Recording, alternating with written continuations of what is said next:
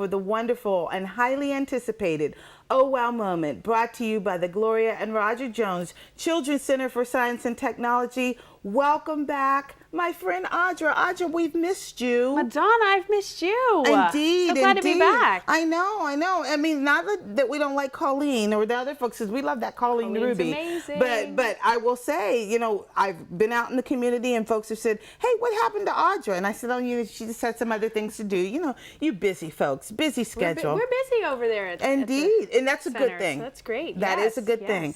What are we doing today, Audra? Well, you know, I have to say that this idea was given to me by my 7-year-old. Oh, wow. She's noticing that the leaves are changing.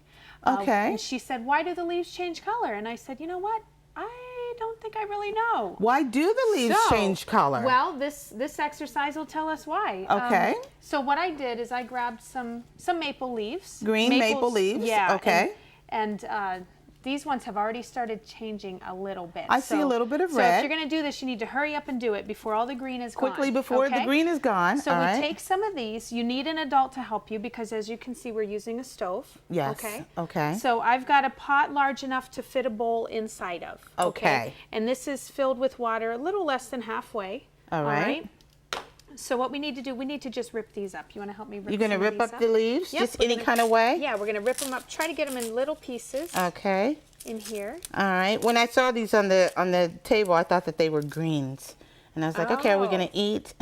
Well, and you know, when you're doing this at home, you might want to try with a couple different types of green leaves. Green leaves? Okay. So right all here right. I have spinach leaves. Okay. I thought that those were some. I thought they were something to eat. See, we could eat that. I know food. I know food. Okay. All right. So once we get those smashed up real good, okay, we're going to add rubbing alcohol. Okay. And the rubbing alcohol, we're going to just put enough to cover the leaves. All right. All right. And we're going to seal that nice and tight with some plastic wrap. All right. So what's going to happen is in chromatography, we separate mixtures. All right. With separate mixtures. Okay. All right. So the juices inside of leaves that make them green is chlorophyll.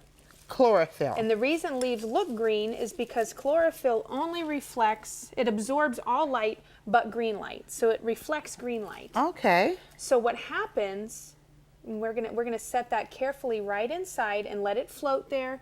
And alcohol has a much lower boiling point than water. So that's why we're putting it inside of the water so it doesn't heat up quite as fast. And we're gonna keep it from heating up so quickly that it catches fire. All right. So that's why we have it inside the water, and you can let this heat up for about 20 minutes or so. You can put it in hot water, shut it off, and let it sit overnight. Okay. Okay. But we don't have 20 minutes now. We don't. So luckily, I have this that I did yesterday. Okay. Okay. And so what you want to do then, we talked about chlorophyll reflecting green light. Well, there's also 2 other chemicals in leaves that we don't see. Let's see, anthocyanin. Anthocyanin. That reflects red light. Okay. And then we also have carotenoids, kind of like, and that reflects yellow light. Okay.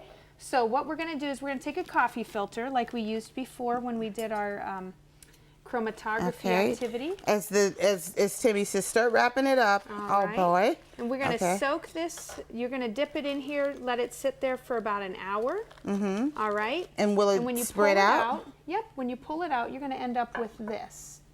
And I put it on a white plate so you can see it real good. Oh, I can see. Can you see this? I can see the yellow. Yeah, you can see yellow. You can see a strip of kind of greenish there. Yeah. It looks kind of red from this area too. And so try it at home. Try it with different leaves. Okay. Let me see if we can see the color very well right there. This is really interesting. We're creating nature in the truest sense of the word, making it happen before it happens by just boiling it and adding water and waiting for the chemical reaction to take place. And try it and guess what color your leaves are going to turn, because I think they're going to turn brown.